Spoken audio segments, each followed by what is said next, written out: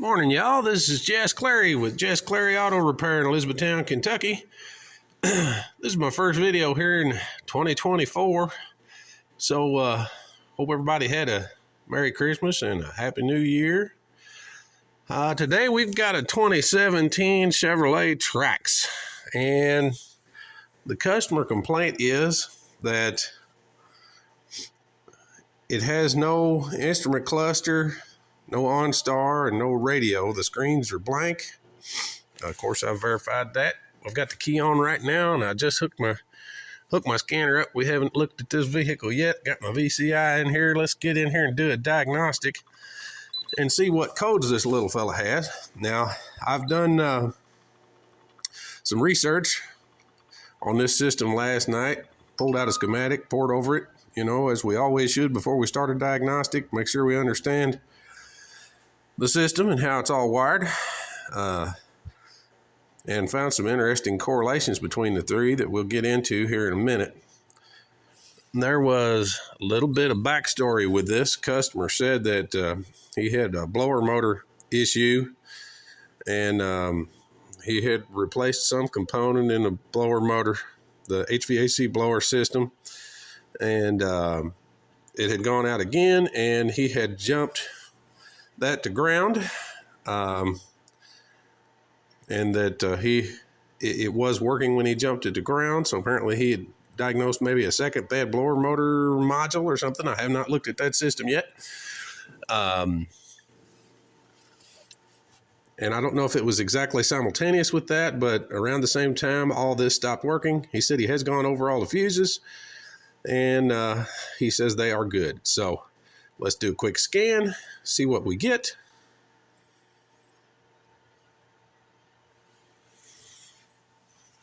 Okay, so it looks like we've got a code in the BCM. We've got a few codes popping up here. Instrument cluster is gray, so no communication with the radio. The instrument cluster.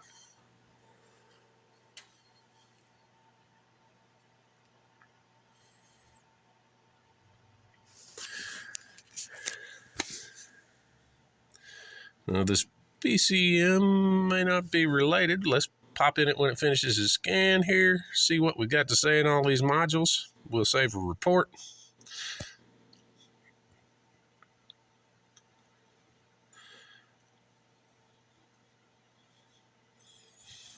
So my research led me in that direction. So let's get into the interior fuse box here.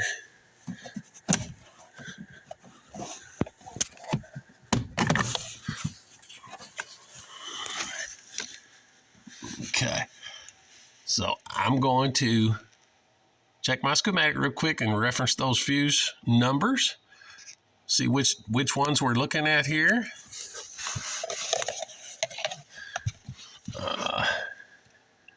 And I will be right back. We'll grab a test light, and with the key on, let's check all these fuses and see what we have. I'll be right back. Okay, guys. So I got a test light here. Let's get hooked up to a good ground. We'll real quickly check one or so of these fuses, although the customer said he's already done that, so we possibly barking up the wrong tree here, but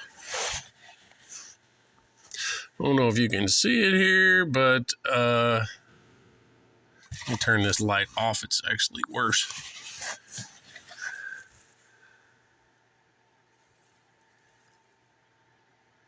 Probably can't see it on video, but we'll get on that instrument panel cluster fuse.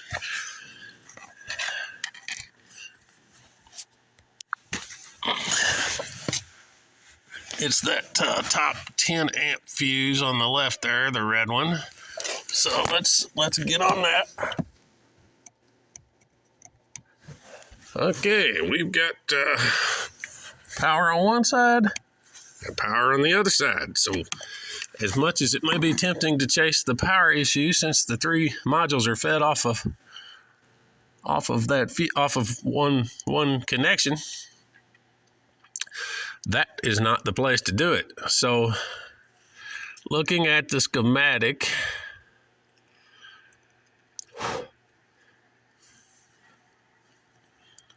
we are also fed through a relay they call the battery saver relay.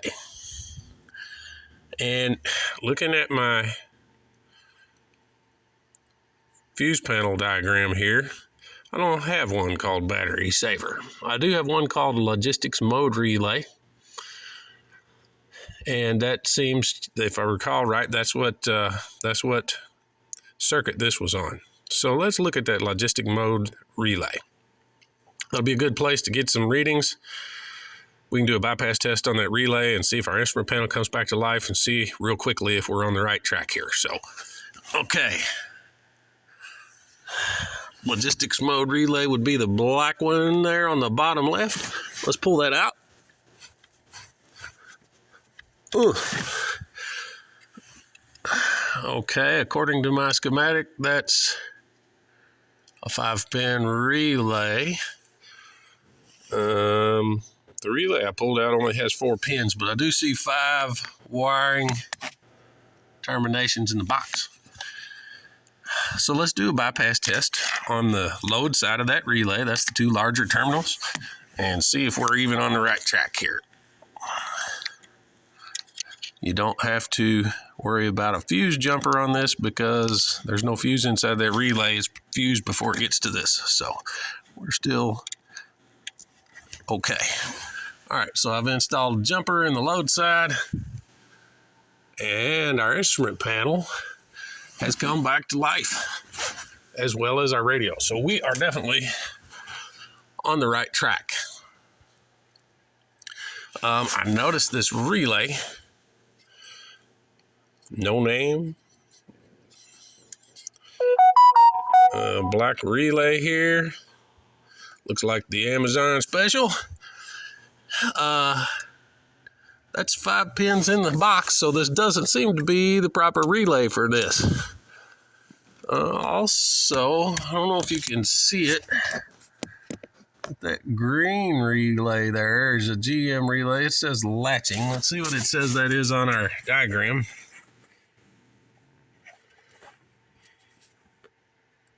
Spare relay. So let's pull this out and see if this is a 5-pin relay. And it is a 5-pin relay. You can see on the terminals fretting there where it's had wiring connections. Terminations on it. There are none, obviously, in the spare relay holder. So it's very likely that relay was supposed to be over here. So while I've got my test light, well, of course, we know we have power on one of these, as it worked. There we go. We do have power. There's our power feed for the load side. Let's check powers on the control side. Okay. These 5-pin relays, these 2 outside ones are powers. Okay. I have no powers. Let's check for a good ground on the control side. Let's see which one of these. So I'm just going to put my jumper wire on one side, my jumper wire back in the load side to steal some voltage here to run my test light to check for ground. Okay, so I've got that terminal is the positive power feed to the load side, and I've got my test light hooked to it. So let's check for ground. Should be the middle pin. Hey, we do have a good ground on the control side. So I don't have any power feed on the control side, and I didn't have any codes in the BCM, which controls this,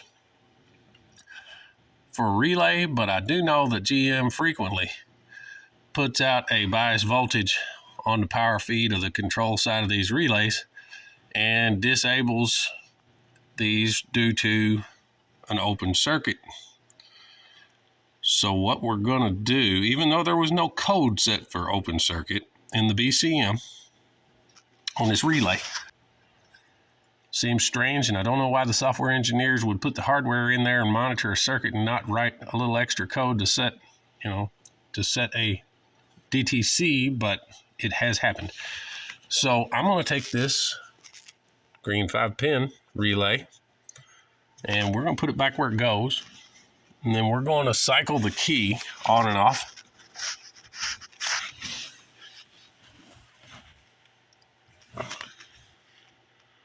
Oh, okay. Actually, my cluster came back to life.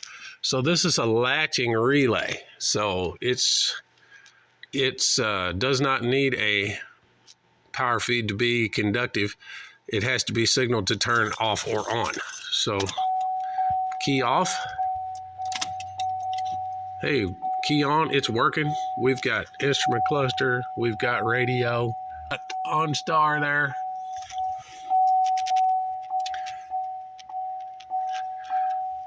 So it looks like we're in business. It looks like someone simply, when they were working on this car, put that relay back in the spare slot rather than the